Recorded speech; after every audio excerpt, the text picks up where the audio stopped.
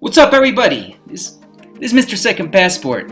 Today I discovered when I went to a local bank here in Ecuador that if you have one of these, a cedula, right, because you are a permanent resident here in Ecuador, once you're a resident, they give you one of these ID cards or cedulas with your unique special ID cedula number.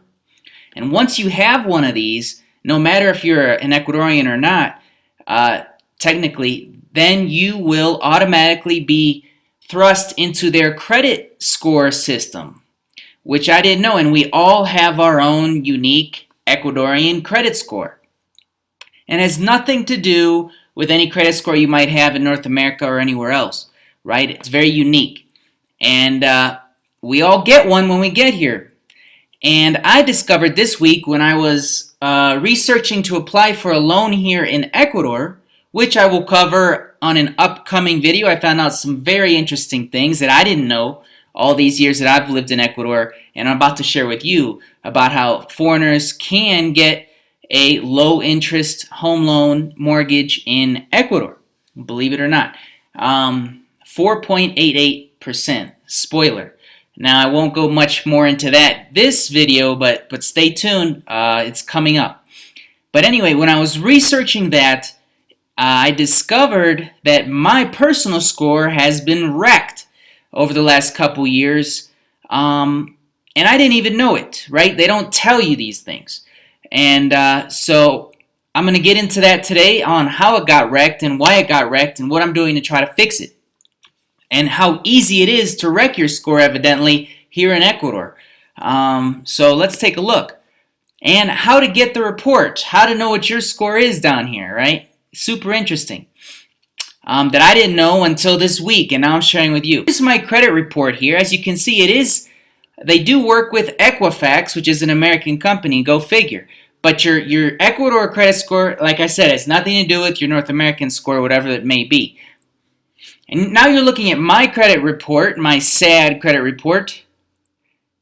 And there you can see, evidently they have a scale of 1 to 999 here, right? 999 being the best. And my score is a horrendous 306, right?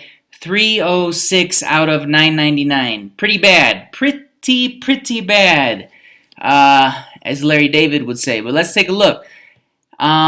Here is on the back side of the report, they show you exactly who, all your accounts that are open and who you owe money to, right? It ends up, when I switched cell phone carriers, there's really only two big ones in Ecuador, Movistar and Claro. I've switched a few times. When I switched from Claro to Movistar, to this last time to get a better price right at the beginning of the pandemic, I didn't realize, but I guess I had 1 month left to pay, $58, and I didn't pay it. And I didn't even realize I didn't pay it, and there it is, bam, it shows up as Cell, which is Claro, I guess, doing some investigations. There it is, because of the $58 payment I didn't pay over a year and a half ago, it seriously dinged my credit report. And the second reason my score is so low is because I mentioned in a previous video, if you remember, I had an account with CNT for home internet, two actually, for a hotel that I closed and when the pandemic hit.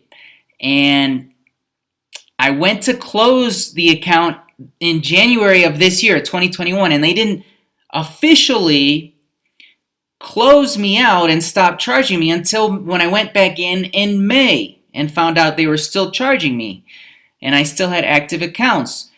Now, I showed my paperwork and everything, and they were supposed to annul all those months that they had charged me in vain, but they didn't do it, and it dinged my account again, and it says that I owe them almost $120. So because of $118 that I owe CNT, which comes up on the credit report as Infocom, evidently, and because of I did do the research on that, and the Cell or whatever, Conacel which is Claro, the $58 payment as well. So because of $58 and $118 payments that I did not pay, evidently my credit score has been halved, or much like double halved, if you can say that.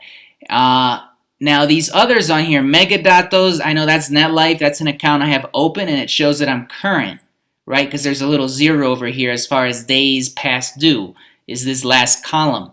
And the Citel, which is TV Cable, oh, I don't like those guys. I finally got that account closed. I think I did another video on that recently.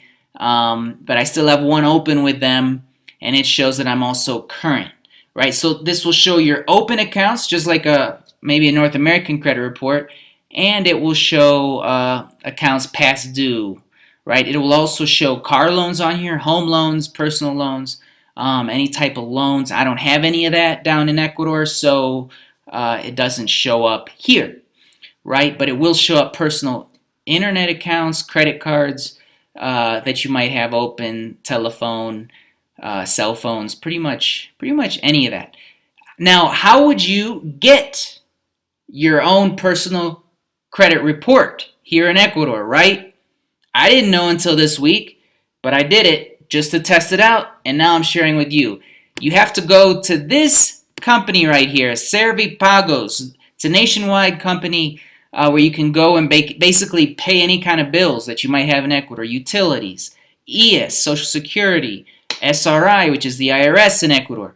You know, a whole bunch of different stuff. There it is, television, cell phones, internet, all that stuff. And if you go here and you ask them, say, hey, I would like a credit report, which I'll put here in Spanish, you know, yo quiero mi reporte crediticia, or whatever. And I think they'll understand you.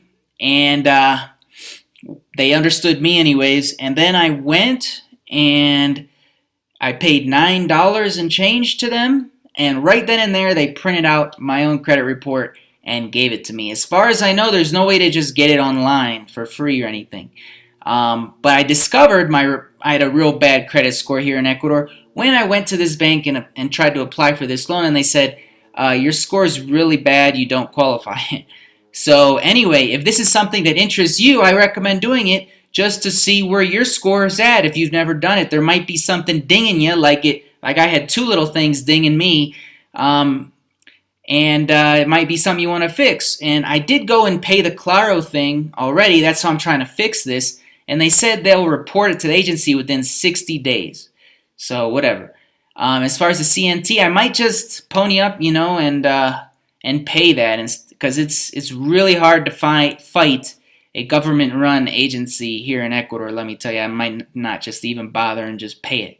I hate to say. So anyway, I'm Mr. Second Passport. If you like this, don't forget to subscribe, hit the like button below. Take care.